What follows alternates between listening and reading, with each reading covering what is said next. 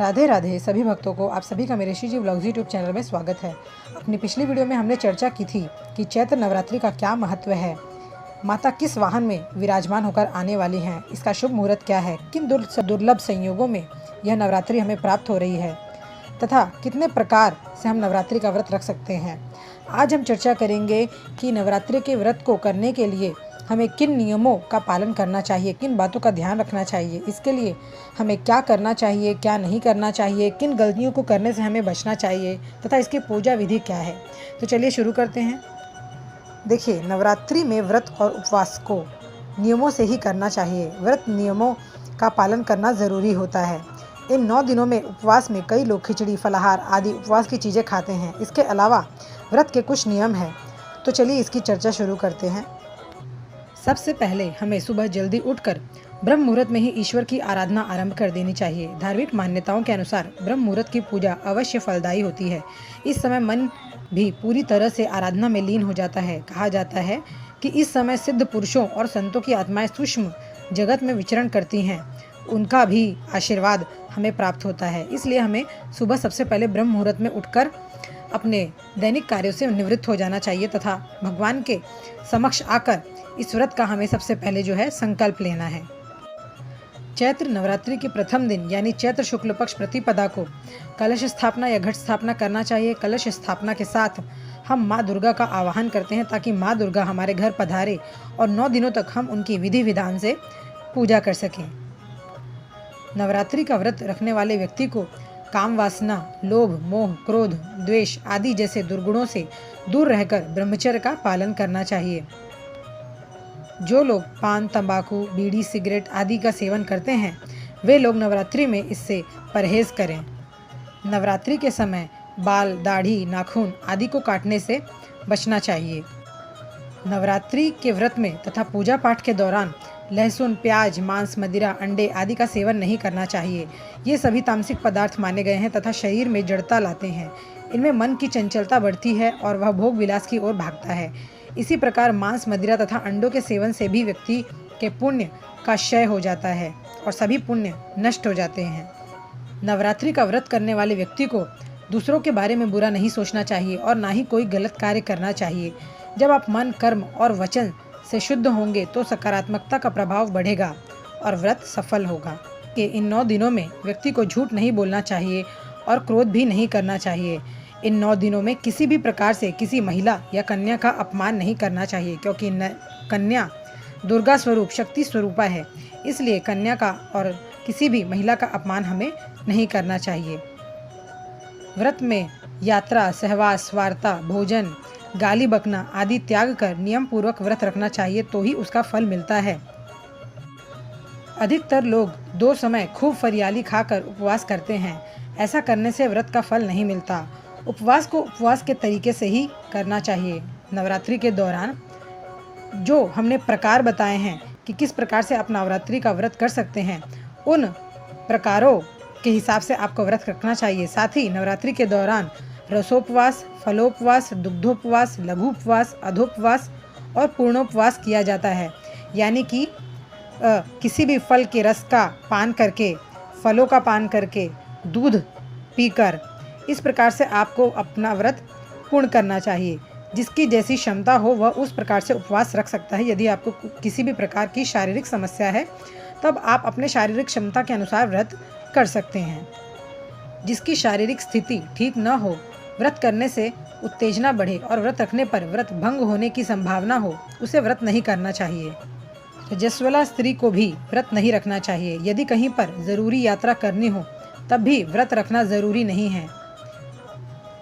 अधोपवास अर्थात यदि एक समय भोजन करने का व्रत ले रखा है तो यह भी जानना ज़रूरी है कि भोजन में क्या खाना और क्या नहीं खाना चाहिए। जैसे नवमी के दिन लौकी नहीं खानी चाहिए। साथ ही साथ कुछ लोग नवरात्रि में गाजर का हलवा बनाकर खाते हैं, तो नवरात्रि में इस बात का आप ध्यान रखें कि गाजर और लौकी से आप परहेज करें। गाजर और लौकी आपको किसी भी प्रकार से नहीं खाना है। इस दौरान व्रतियों को दूध से जुड़े उत्पाद यानी कि दूध से जो भी उत्पाद बनते हैं, जो भी चीज़ें बनती हैं वो आप खा सकते हैं। कुट्टू के आटे से बनी रोटी खा सकते हैं। साबूदाना, सिंघाड़े का आटा, फल, आलू, मेवे, मूंगफली यह सभी चीज़ आप खा सकते हैं। साथ ही साथ फलाहारी नमक यानी कि सेंधे नमक आप खा सकते हैं यदि कोई शारीरिक समस्या है, अन्यथा नमक से भी परहेज करें तो अति उत्तम है। नवरात्रि का व्रत बीमार व्यक्ति, बच्चों और बूढ़ों को नहीं करना चाहिए क्योंकि इनसे नियम का पालन नहीं हो पाता, तो वे इस व्रत को ना करें। कई बार ऐसा होता है कि विधान पूर्वक पूजा करने पर भी मनवांछित फल की प्राप्ति नहीं हो पाती। इसका कारण यह है कि भक्तों को यह ध्यान रखना चाहिए कि दुर्गा जी की पूजा में दुर्वा, तुलसी, आंवला, आँख और मदार इन सब के फूलों को अर्पित नहीं करना चाहिए। साथ ही साथ माता की पूजा सूखे वस्त्र पहनकर ही करनी चाहिए, गीले कपड़े पहनकर नहीं करनी चाहिए। अक्सर देखा जाता है कि महिलाएं बाल खुले रखकर पूजन करती हैं, जो कि निषिद्ध है।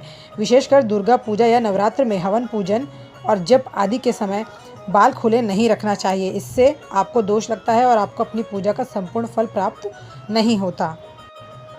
माता का व्रत रखकर शास्त्र सम्मत पूरे विधि विधान के साथ पूजा अर्चना करनी चाहिए। व्रत को बीच में नहीं तोड़ना चाहिए। यदि कोई गंभीर बात हो या फिर कोई समस्या, तब आप माता से क्षमा मांगकर व्रत को बीच में तोड़ सकते हैं, अन्यथा कोशिश यह करें कि व्रत को बीच में ना तोड़ें।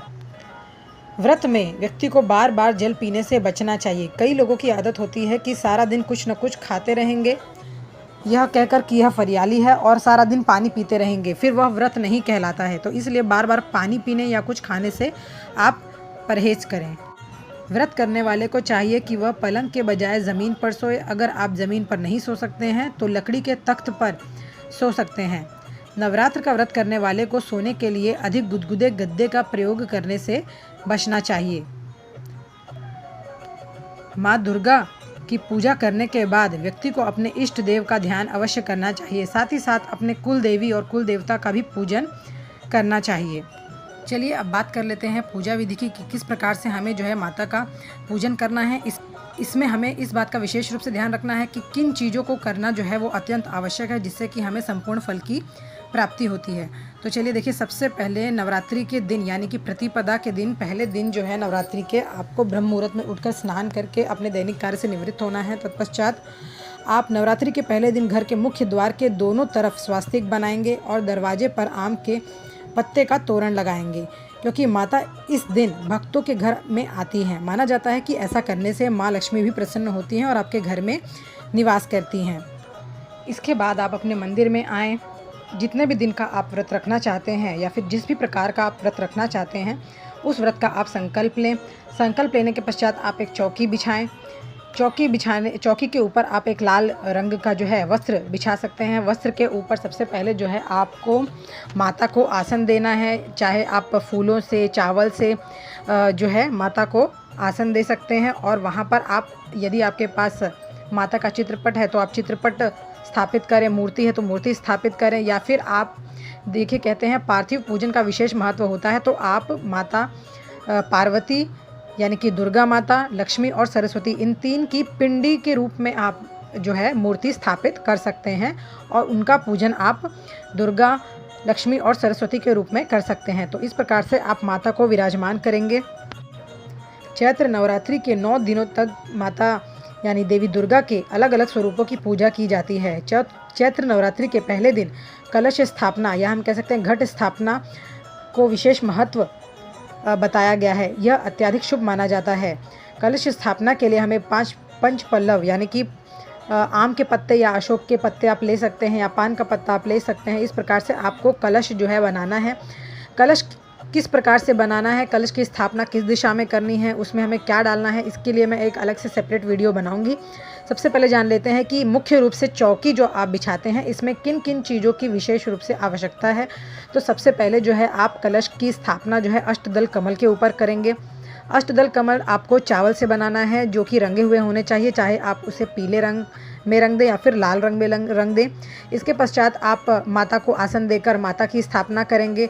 साथ ही साथ आप एक मिट्टी का पात्र लेंगे जिसमें कि आप सप्तधान्य या हम कह सकते हैं ज्वारे आप बो सकते हैं। इसमें आप मिट्टी की परत लगाते हुए जौ को डालेंगे, जिससे कि आप ज्वारे जयंती बोने की व्यवस्था आपकी हो जाएगी। इसकी व्यवस्था आपको एक दिन पहले से करनी है। जौ को आप हल्के गुनगुने पानी में एक दिन पहले ही रात में भिगो देंगे और दूसरे दिन जो है आपको यह जौ उस मिट्टी के पात्र में डालकर बोना है। नवरात्रि के 9 दिनों से लेकर दशमी तक आपको अखंड दीपक या ज्योत अवश्य प्रज्वलित करनी है। यदि यह आपके लिए संभव ना हो तो वैकल्पिक रूप से त्यौहार के समापन तक हर दिन सुबह और शाम जो है आप दिया प्रज्वलित कर सकते हैं। यानी कि जब आप सुबह पूजा करने जाएं तब आप दीपक प्रज्वलित कर दें और शाम को जब जाएं तब आप दीपक प्रज्वलित कर दें। यह आपके आरती करने वाला दीपक नहीं होगा, आरती करने वाला दीपक अलग से होगा। और यह जो दीप आप सुबह और शाम प्रज्वलित करेंगे यह अखंड दिए के रूप में होता है, परंतु यदि अखंड संभव ना हो तब आप सुबह शाम जो है प्रज्वलित कर सकते हैं। नवरात्रि के सभी दिनों में आपको दुर्गा चालीसा, दुर्गा सप्तशती का पाठ अवश्य करना चाहिए, ऐसा शास्त्रों में वर्णन दिया गया है। देवी माँ के सभी अवतारों को लाल फूल चढ़ाना चाहिए। पूजा के दौरान लाल कपड़े पहनने की शास्त्रों में सलाह दी गई है। प्रतिदिन माता को श्रृंगार अर्पित करने का प्रयास करें। यदि संभव ना हो तब आप पहले दिन जो है माता का श्रृंगार अवश्य करें। नवरात्रि में आप यदि 9 दिन व्रत कर सकते हैं तो 9 दिन के व्रत का संकल्प लें। इसके लिए सीधे हाथ में जल लेकर उसमें चावल, फूल, सुपारी और सिक्का रखें। हो सके तो किसी ब्राह्मण को इसके लिए बुलाएं। ऐसा ना हो सके तब अपनी कामना पूर्ति के लिए मन में ही संकल्प लें और माता जी के चरणों में वो जल छोड़ दें। इस दिन आपको पूरे घर में गंगा जल का छिड़काव अवश्य करना है। साथ ही साथ माता का जो पूजन है वह आपको पंचामृत से आप कर सकते हैं तो अति उत्तम है। फिर कुमकुम, चंदन, अक्षत, फूल और अन्य सुगंधित चीज़ों से पूजा करें। मिठाई का भोग लगाएं। अलग अलग दिनों में हमें अलग अलग प्रकार की चीज़ों का भोग लगाना है, जिसकी चर्चा हम करेंगे अपनी अगली वीडियो में। नवरात्रि की पूजा में माता का पंचोपचार पूजन करने के बाद व्रत की कथा पढ़ें, व्रत का महात्म्य सुने। इसी के साथ साथ आप दुर्गा सप्तशती, दुर्गा चालीसा का पाठ कर सकते हैं। यदि पूर्ण पाठ करना संभव ना हो तब आप कवच, कीलक और अर्गला स्तोत्र पढ़ सकते हैं। ऐसा कौन सा पाठ करें जिससे कि हमें संपूर्ण सप्तशती के पाठ का फल मिलता है, इसकी भी मैं एक अलग से वीडियो बनाऊंगी। तो देखिए इस प्रकार से आप पाठ कर सकते हैं। पाठ करने के बाद आपको माता का आरती पूजन करना है। साथ ही साथ इस दिन आप माता के विशेष मंत्रों का जाप कर सकते हैं। तो इस प्रकार से जो है आप अपना पूजन संपन्न करेंगे पूरी नियम और साफ सफाई का पालन करते हुए। और शाम में व्रत उपवास में माता जी की पूजा करने के बाद ही फलाहार करें। यानी सुबह माता जी की पूजा के बाद दूध और कोई फल आप ले सकते हैं, परंतु नमक ना खाएं। उसके बाद दिन भर मन ही मन माता जी का ध्यान करते रहें। शाम को फिर माता जी की पूजा और आरती करने के बाद आप फलाहार कर सकते हैं। तो इस प्रकार से आप माता का पूजन पूरे विधि विधान के साथ कर सकते हैं। अंत में आपको एक बात और बता दूं कि देखिए इस पूजा विधि में मैंने गणेश जी के पूजन की चर्चा नहीं की है, क्योंकि देखिए गणेश जी जो हैं वह प्रथम पूजनीय देवता हैं। तो किसी भी देवी देवता के पूजन से पहले हमें गणेश जी का पूजन करना ही चाहिए, तभी वो पूजा जो है स्वीकार होती है। चाहे छोटी से छोटी पूजा हो या बड़ी पूजा हो, सबसे पहले जो है हमें गणेश जी का पूजन करना चाहिए। तब जब आप नवरात्रि के व्रत में चौकी बिछाते हैं तो चौकी पर सबसे पहले आपको जो है गणेश जी का आह्वान करके गणेश जी की पूजन करना है। तत्पश्चात आप कलश का पूजन, अखंड दीपक और माता का पूजन कर सकते हैं। तो इस प्रकार से आपको पूजन करना चाहिए, तभी आपकी पूजा जो है संपूर्ण एवं स्वीकार मानी जाएगी। आशा करती हूँ कि मेरे द्वारा दी गई जानकारी आपको लाभदायक साबित होगी। यदि आपको मेरी वीडियो अच्छी लगती है तो प्लीज़ इसे लाइक, शेयर एंड सब्सक्राइब करें। इसी के साथ अपनी वाणी को विराम देते हुए और आप सभी को प्रणाम करते हुए आप सभी को मेरी राधे राधे।